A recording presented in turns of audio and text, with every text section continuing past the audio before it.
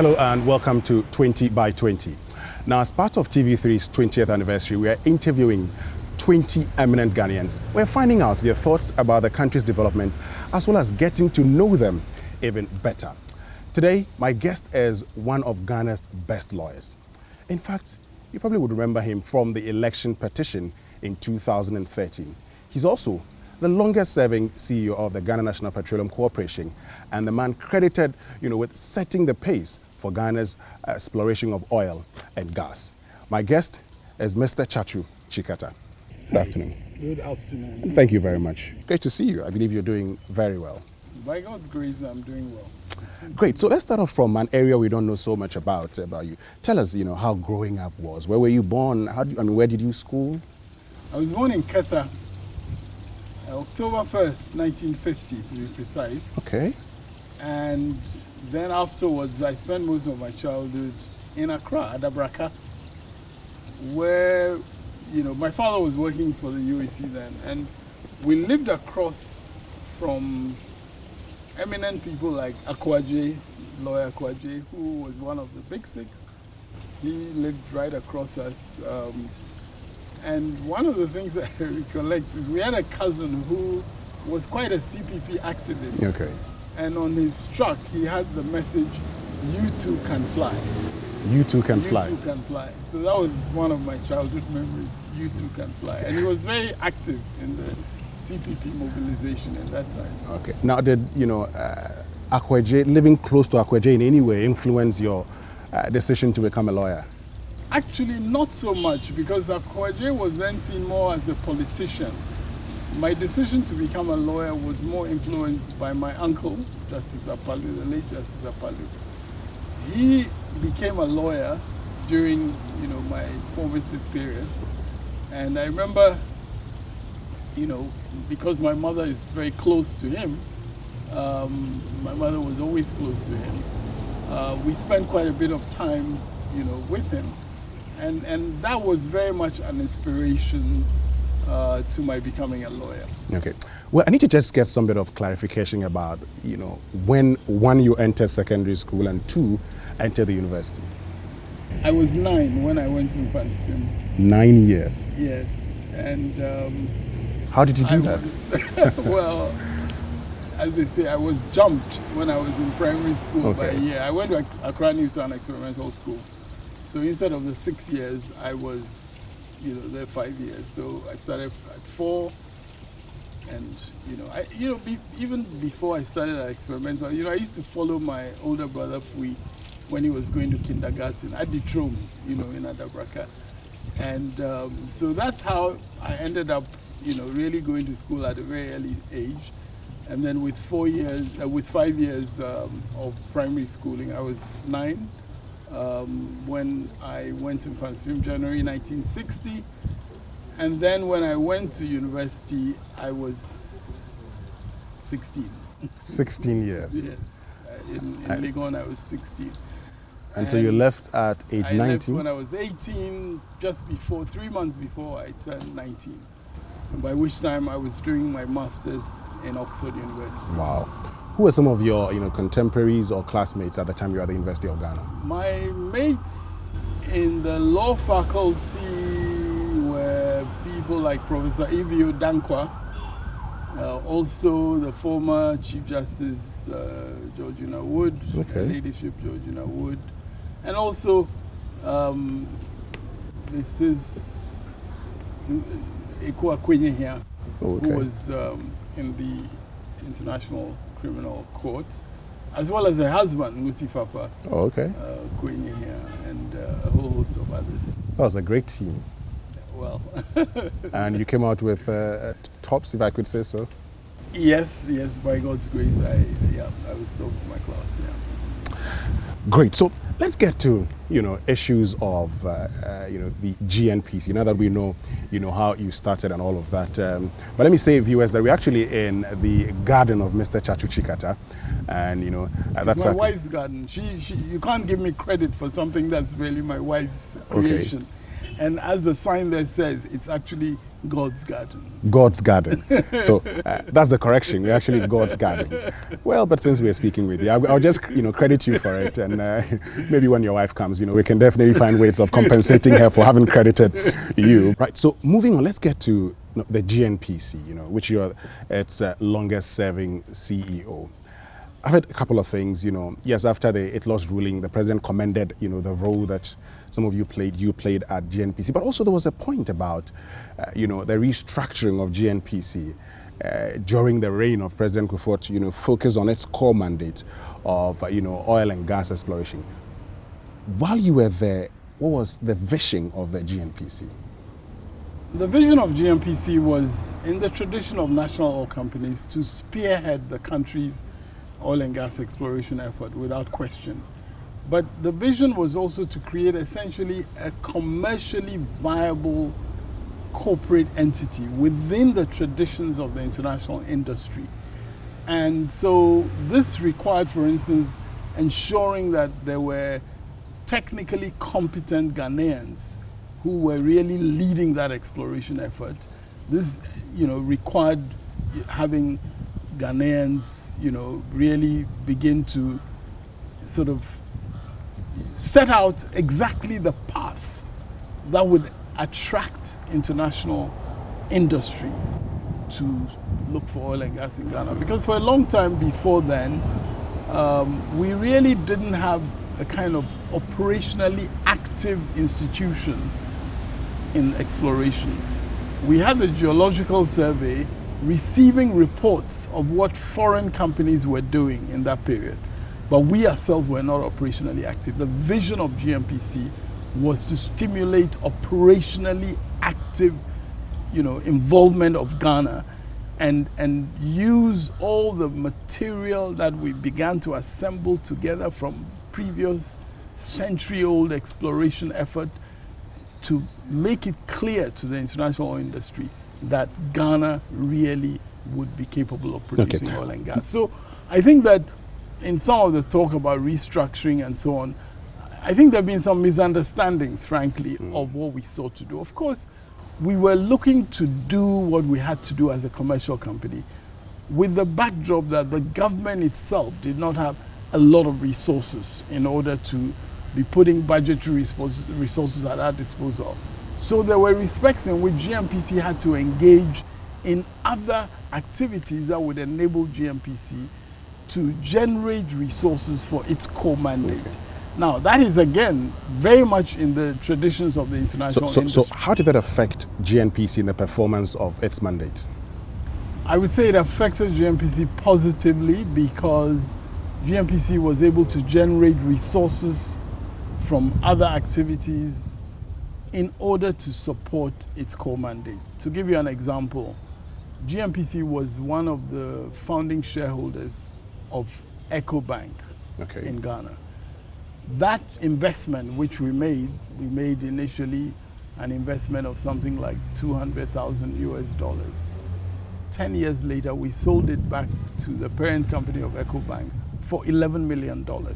Now that, for instance, was a generation of resources for GMPC's core functions. But we would not have been able to maintain even the core exploration team in place with all the equipment and so on if we were just going to depend on resources from the budget, because the government just did not have the resources. And in fact, one of the things that affected GMPC adversely, which is very well known, not only in that period but since, one of the things was that government often owed the corporation in terms of products supplied to institutions like the military and government ministries and so on and so forth.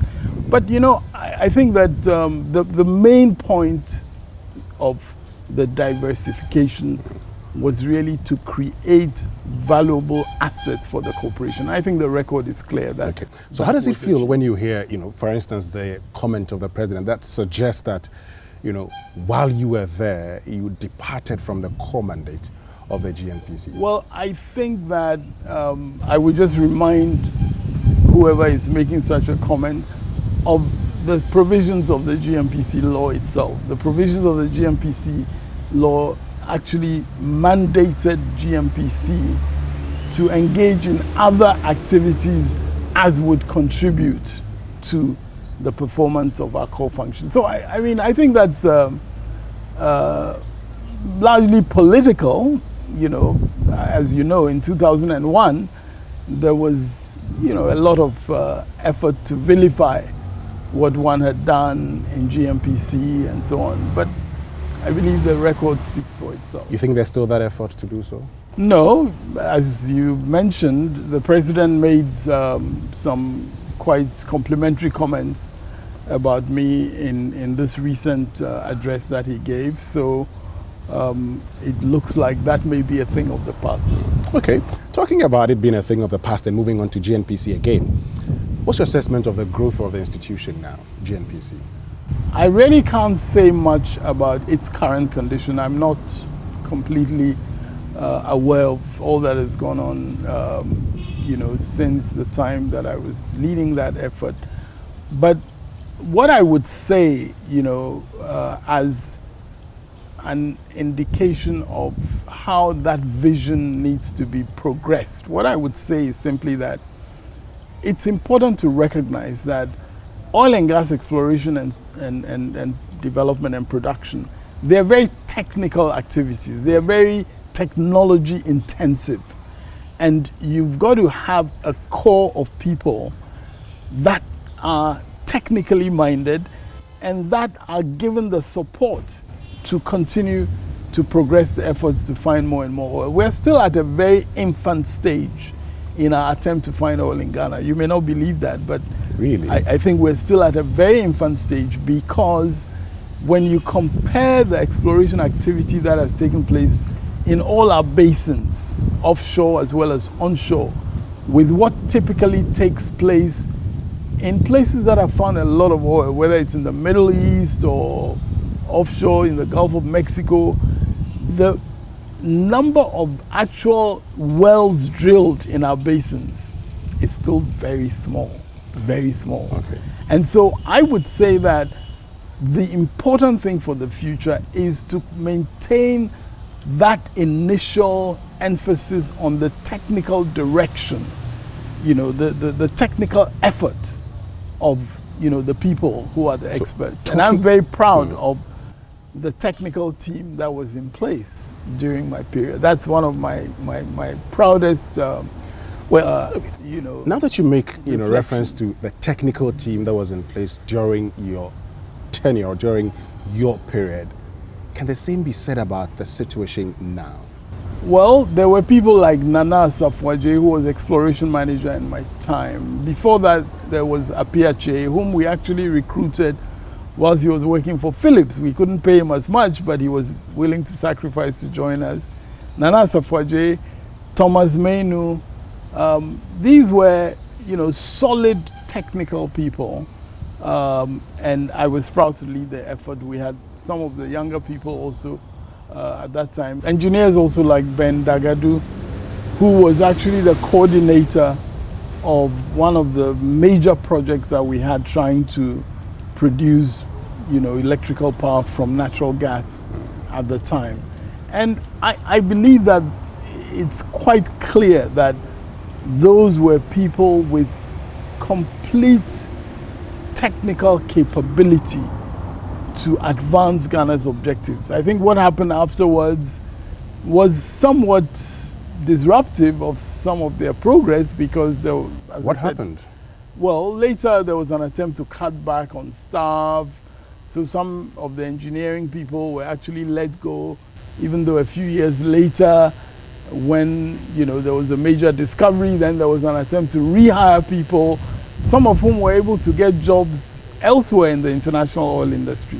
We knew that it would take some time to reach our eventual objective of a big oil find, but the foundations were very clear, and it was not only about gathering data and so on, but the foundations in terms of the drilling activity, promoting more and more investment. In the period from the middle 80s to 2000, there were hundreds of millions of dollars of investment in exploration in Ghana, something that had never happened before in the history of the country. So those are the realities, and all I'm saying is that that technical thrust needs to be maintained for the future, because we are at an early stage in our oil exploration and production effort. Talking about being at an early stage, and for those of us who do not know that sector very well, what must we do to ensure that we get the best out of our petroleum sector?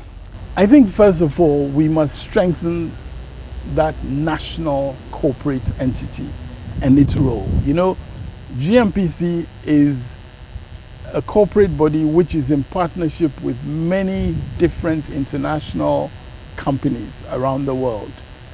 And GMPC is in partnership with Tullow, GMPC is in partnership with Heritage Oil, is in partnership with, you know, Hess, with ENI, and so on. And I believe that it's important to recognize that GMPC has a particularly national set of responsibilities, and we need to pay attention to the issues that are raised by GMPC in terms of how the international industry is actually functioning in Ghana. And just to give you an example, if an international company comes and they are seeking a very high price for natural gas to Ghana, it's GMPC's responsibility to recognize that within our context, such a high price would destroy the power sector. It would make it, you know, the tariffs would be too high for industry and so on.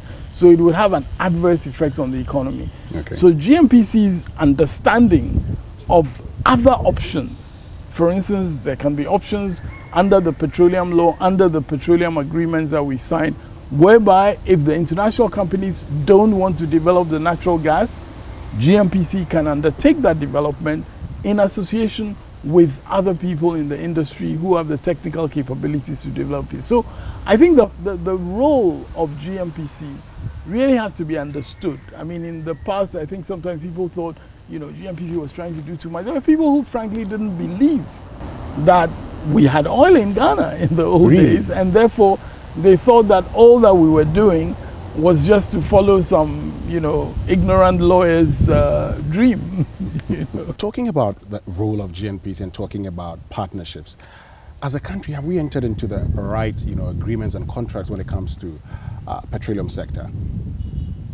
I think that by and large, the petroleum agreement, the model agreement that we started off with in the middle 80s, is still very much a framework. There have been some attempts to, as it were, reduce the benefits to the country. For instance, when Cosmos came, the benefits to the country under the model agreement were significantly reduced, even though, frankly, at that time, a lot of groundwork had already been made, and you would have expected the opposite. But I believe that subsequently, you know, after the Mahogany discovery and the Jubilee field development, then there was an attempt to go back to some of the previous terms and so on. So I think it's always a matter of judgment as to the state of the oil industry. For instance, in the last 3 years, there's been a downturn in the oil industry, so very little activity. And I think, unfortunately, in that period, there have been companies with which GMPC is partnering who have not really been able to advance the exploration efforts in the way that was intended, and they have not really fulfilled the work obligations that they had. So that has been unfortunate, but I think this is always going to be work in progress, because there's got to be good judgment made about the state of the industry, what kind of terms can be beneficial to Ghana, but at the same time can attract the international industry. Talking about the terms, I mean, we've had some aspects coming from Botswana, for instance, where they've, you know, talked about their, you know, diamond industry, and that, you know, they would never settle for an agreement where Botswana gets less than 50%. Is that something we can do here? We do already, to the extent that when you look at all the elements of the agreements that we sign, the royalty that goes to government, the carried interest that is GMPC's carried interest, the tax, if it is effectively administered, and also what is called the additional oil entitlement, which comes when a company invests and then reaches a certain rate of return, the country can get more and more. When you look at all that together, the country does get typically more than 50% of the resource when you add all that together. But of course, as I highlighted, the tax has to be administered effectively, because the tax requires certain calculations, a certain accounting for all the expenditures of the companies. And that has to be administered effectively. When companies undertake, for instance, certain assignments, and they make money out of, they make some capital gains out of what they sell to others, we should be able to take some tax out of the capital gains. So all those have to be administered. And that's why I'm saying that if it is administered effectively, then in fact we end up with more than 50% of the shares of revenues. And it could be significantly more even in certain I'm just cases. curious, based on the revenues that we record annually, would you say we're administering them effectively? You know, you're trying to get me to say that we're not administering effectively, but I'm not going to say that, because I don't have the detailed assessments that are made for tax purposes.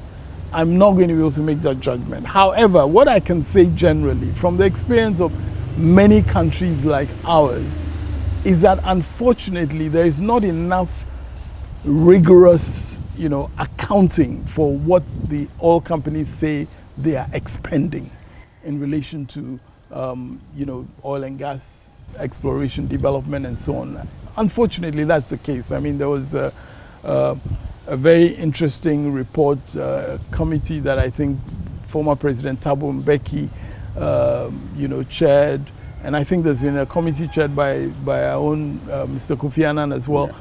And they have looked at these things in general, and they've talked about the fact that the weak capacity of our tax institutions often means that the companies can get away with, not paying us the taxes that are due. So that's something that is generally known. I can't say specifically in the context of Ghana, this has not been done right or this has been done. But I would say that as a general issue, we've got to look at strengthening our capacity to ensure that we really get what we deserve. And one more point, we are preoccupied in the conversations that I hear around with oil revenues. I've always said that we should worry about expenditures that go into securing those revenues, because when those expenditures are incurred, the investors have to get those expenditures back. So for me, even the quality of those expenditures, not only in terms of whether they're legitimate or not, but the quality in terms of, are they linked to our economy? Is there a lot of procurement from our economy, or is it entirely what comes from outside that is helping other economies rather to take the benefit of our resource? You see, so for instance, if Tullow announced at the beginning of the Jubilee development that they're going to spend between $5 and $6 billion, and you have to ask yourself, how much of the $5 to $6 billion in terms of expenditure came from procuring out of Ghana? And you have to admit that a lot of it, probably I would say 90% in that period of these expenditures, had nothing to do with the Ghanaian economy. So all those billions were actually goods that we brought in, and which then had to be paid for out of our resource.